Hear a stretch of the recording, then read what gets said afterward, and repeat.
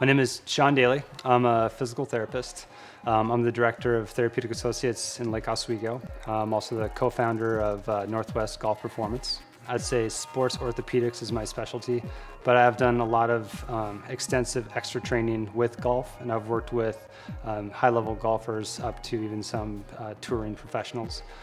Conditioning for golf is different than conditioning for other sports in many ways. When you're playing in a tournament or in an event, it's over 4 days. You have to be able to be both physically and mentally very fit in order to maintain a good, consistent, strong, efficient swing through an entire tournament. If you start to get tired, then your swing's gonna break down, and that's when you start to have mistakes.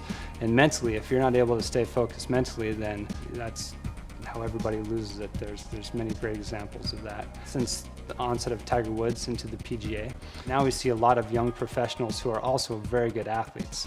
There's no longer the days of just, he gets picked on a lot, but the John Dalys of the world who, are maybe a little bit overweight, don't really believe in any strength conditioning. Conditioning for golf now, there's many areas that you need to take into consideration.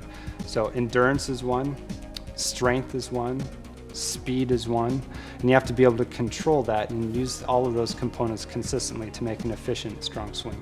My reaction to Dan and the Dan plan when I first met Dan, honestly, I didn't think he had a shot in hell. But there's always, you always want to root for the underdog, and I could tell that he was serious. This wasn't something that he wanted some attention for or wanted. This was something that he had made some very serious life commitments to doing, and so I was going to give him a chance. And I told him up front that honestly, this is going to take some of my time, and I'm not getting paid for this. So I'll give you the effort, and if I don't see you giving it 110%, if I don't see you working hard every time and progressing, then I'm gonna cut you. So right away, we made it very clear that if he wasn't going to work, he was done. And he worked hard. He's worked hard from the beginning. When comparing Dan physically to some of the other, especially elite or professional golfers who I've worked with who have basically spent their whole life golfing, Dan has some advantages and disadvantages. Some of the advantages are he's basically a blank slate physically. And so I've seen many golfers who have come and they've had years of pain and playing with pain and changing their swing around pain, and that's a challenge. There's a lot of kind of baggage to work with and work around that. So Dan has the advantage that physically he's a blank slate. We can develop a very efficient, strong swing for him. He's also at a great disadvantage too, because you'll have a lot of these golfers, especially professional golfers, who have played all their lives.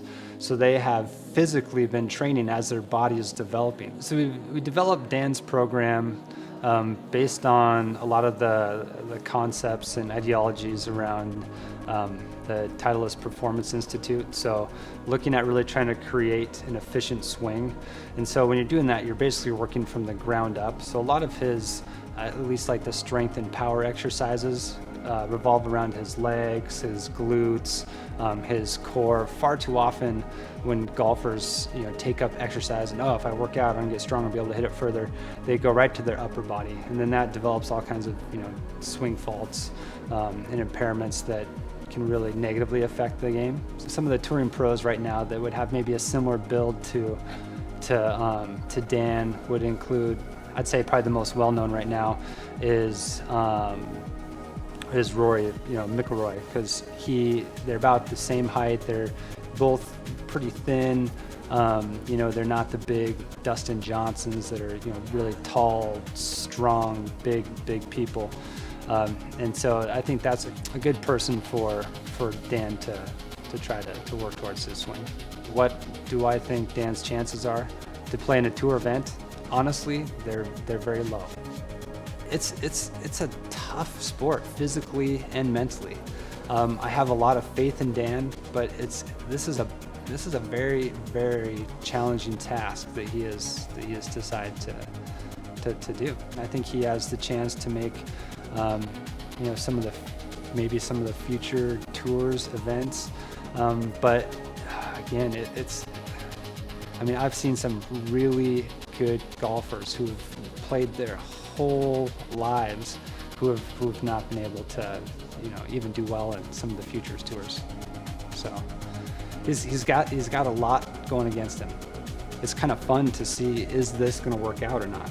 It's kind of I get my own glimpse of seeing, is this something that has some validity? Because my initial reaction is, there's no way in heck that just taking anybody that you can turn them into, an elite athlete or an elite anything. Everybody loves an underdog story, and so I believe in Dan.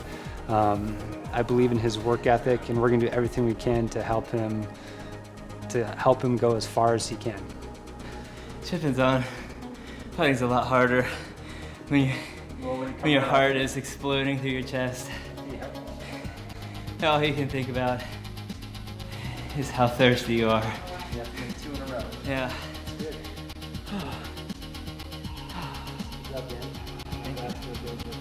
That was a really good workout.